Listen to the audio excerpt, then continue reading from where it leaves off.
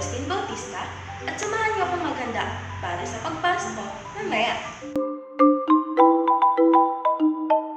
Bago nga pala ang lahat, tuloy muna kayo sa aming inuupahang bahay.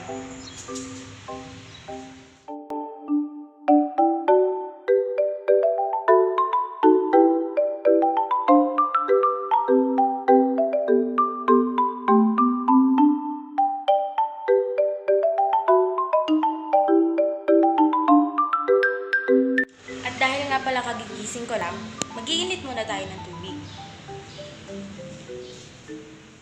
Ito naman ang aming kusina. Kompleto na dito. Merong lababo, lutuan, at mga plato.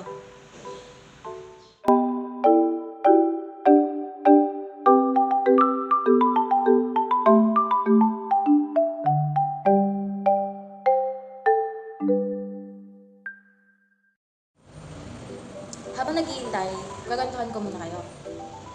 Sa totoo lang, mag-iisang taon na kami dito sa paupuhan na to. Kasi lumipat kami nung nakaraan. Yung una ko kasing nilipatan, malayo, dun pa sa Sorosoro Karsada, makalampas pa ng Balagtas. Bale doon, marami kami. Tapos, hindi na siya naaayos ng may-ari. Hindi na siya nalilinis ng maayos. Yung mga labas, napapagbahayan na ng mga kung ano-ano. Hanggang sa dumating na yung oras na may nakikita na kaming mga kakaiba doon. Hindi naman ibig sabihin na may mga nakikita kaming kakaiba ay ganun agad. Kasi yung mga nakikita namin, pangkaraniwan naman talaga siyang nakikita. Pero sa mga lugar na dapat ay tinitirhan, hindi siya pangkaraniwan. Kasi yung mga nakikita namin ay mga ahas, mga malalaking tuko, tapos mga daga.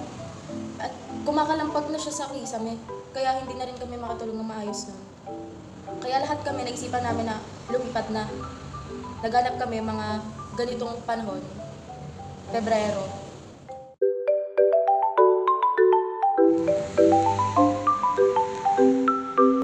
Ayan mga kaibigan, tapos na ako kumain.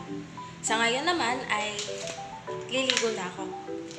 Pagkatapos ko maligo, mag-aayos lang, tapos papasok na ako sa paaralan.